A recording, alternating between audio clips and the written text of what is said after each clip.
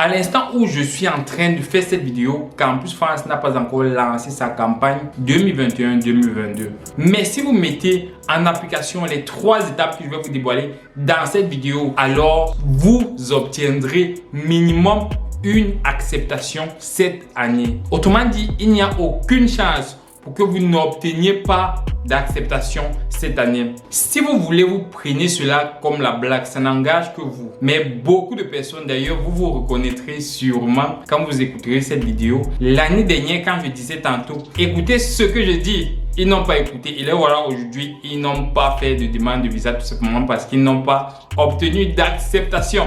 Bref, écouter ou ne pas écouter, c'est votre choix, mais c'est aussi à vos propres risques et périls. Si vous êtes prêts, c'est parti.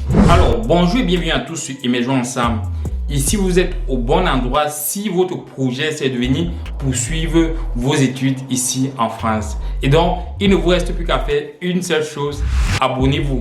Et aussi pensez à activer la cloche de notification pour recevoir régulièrement des vidéos comme celle-ci où je vous dévoile la plupart du temps ce qui m'a permis moi et ce qui a permis à tous ceux que j'ai déjà eu à accompagner d'obtenir leur acceptation et par la suite leur visa. Bref, le sujet de cette vidéo me tient particulièrement à cœur parce que tout simplement, il y a énormément de choses que j'ai vu certaines personnes commettre, énormément d'erreurs capitales qui a fait ce que certaines personnes passent à côté de leur acceptation. Juste pour ceux qui ne savent pas, venir en France, c'est un projet. Ça se prépare de A à Z.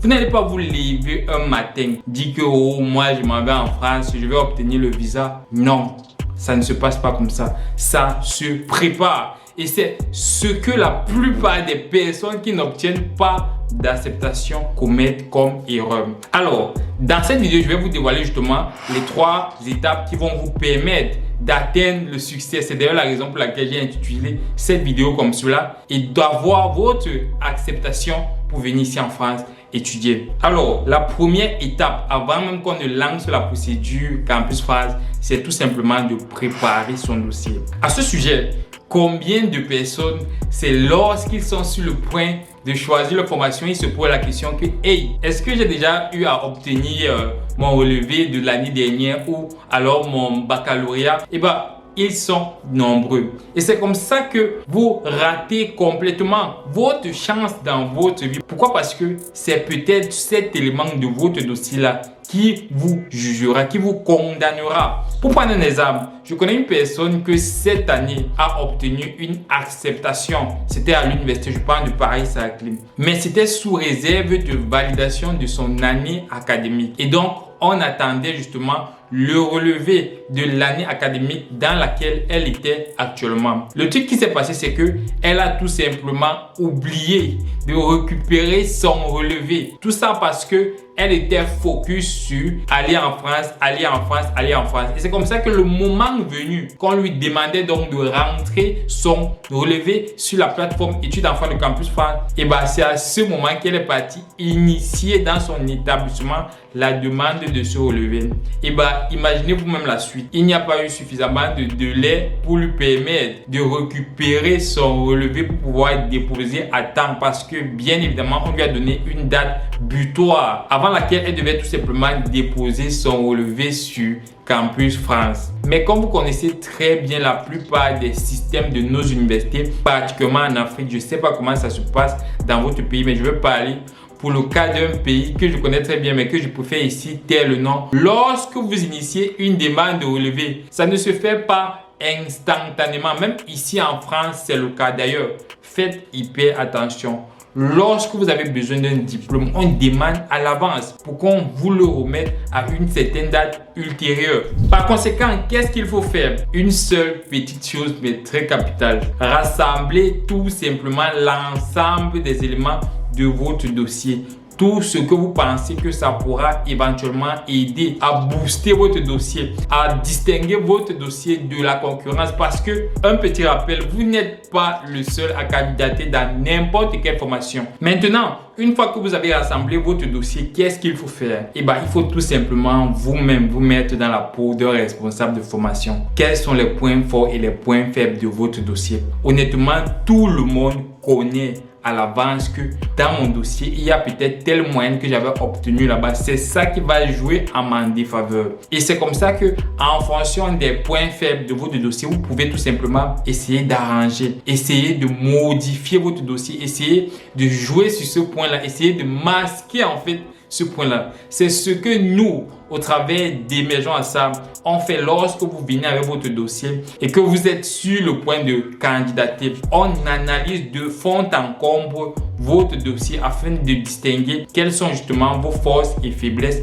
et comment éventuellement travailler sur votre dossier afin qu'il soit plus susceptible d'avoir beaucoup plus de chances d'être retenu et d'avoir par la suite une acceptation. Donc, vous devez vous mettre dans la tête d'un responsable de formation, de tous les responsables de formation. Alors, je sais qu'ici, il y a certaines personnes qui vont me dire que ça dépend de chaque responsable de formation, mais bien évidemment que ça dépend de chaque responsable de formation. Mais rappelez-vous, tous les responsables de formation cherchent à obtenir les meilleurs étudiants dans leur formation, si pas les étudiants les plus motivés. C'est sur ce premier point que nous travaillerons lorsque vous intégrerez mon programme d'accompagnement personnel. Bref, je vais vous en parler un peu plus tard dans la suite. La deuxième étape pour avoir une acceptation, et tout simplement, c'est de chercher en avance vos formations. Ne laissez pas les options proposées par Campus France influencer votre choix. Menez en avance vos recherches sur les formations qui seront les plus appropriées par rapport à votre projet académique, par rapport à votre projet professionnel. En parlant même de projet académique et de projet professionnel,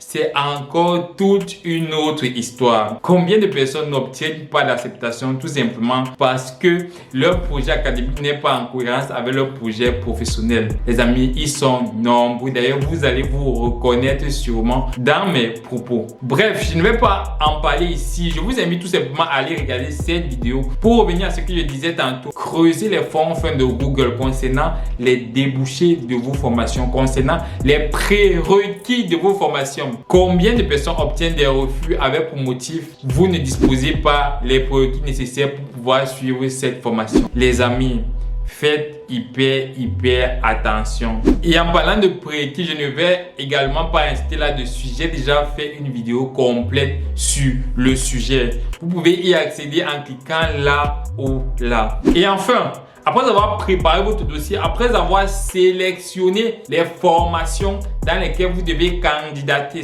la troisième étape capitale qui distingue ceux qui obtiennent une acceptation de ceux-là qui n'ont pas obtenu une acceptation, c'est de choisir le bon niveau.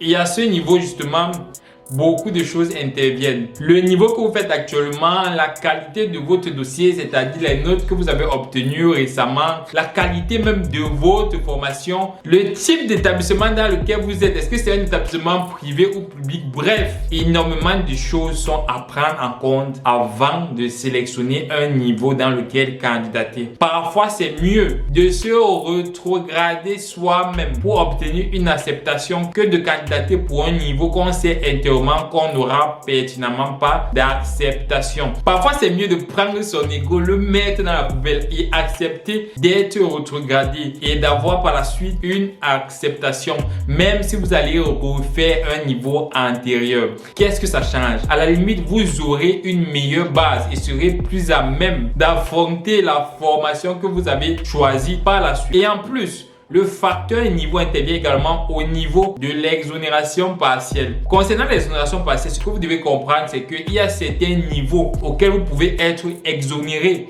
et dans d'autres niveaux, vous ne l'êtes pas. Par exemple, il y a certaines universités en France que lorsque vous demandez une acceptation, vous candidatez pour un Master 1 par exemple. Si vous êtes accepté, vous ne payerez que 243 €. Par contre, si vous candidatez en Master 2, vous allez payer 2000 et poussière ou c'est 3000 et poussière. Et la différence est colossal. Bref, je vous donne plus de détails concernant l'exonération partielle dans cette vidéo. Maintenant, c'est bien beau pour moi de vous avoir dévoilé ces 3 étapes. Mais combien de personnes les mettront donc en pratique? Combien de personnes s'égareront complètement lorsqu'ils choisiront leur formation? C'est la raison pour laquelle vous l'aurez remarqué sûrement, dernièrement, il n'y a pas eu de vidéo sur la chaîne parce que j'étais en train de mettre sur pied mon programme particulier d'accompagnement. Et dans la vidéo précédente, je vous disais tantôt que j'allais vous en parler. Et bien, ce programme prend en compte chaque détail de la demande d'acceptation jusqu'à l'obtention du visa, en passant par tout ce que vous connaissez, les logements et tout et tout. Mais la première étape de ce programme consiste à faire ce que j'ai appelé ici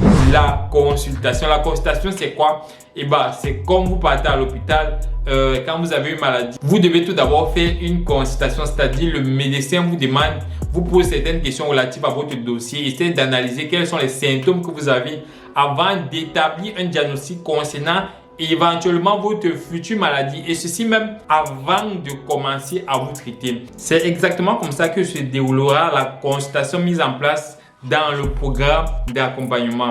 C'est-à-dire, dans un premier temps, nous analysons votre dossier afin de savoir quelles sont les formations qui seront les plus adaptées pour vous, quel est le niveau, comme je présentais dans cette vidéo, qui sera le plus adapté pour vous, avant même de postuler aux différentes formations. Et malheureusement, je ne pourrais pas prendre grand monde dans ce programme d'accompagnement, tout simplement parce que je ne peux absolument pas me départager. Si vous voulez en savoir plus concernant le programme, intégrez tout simplement l'un des groupes d'entraide que j'ai mis le lien dans la description et on en discutera par rapport. C'était tout ce que je voulais partager aujourd'hui avec vous dans cette vidéo. Si cette vidéo vous a plu, laissez-moi un gros pouce bleu et surtout, si vous avez des préoccupations particulières, dites-les moi en commentaire et je ne cesserai de vous répondre. À très bientôt pour un prochain épisode. Ciao!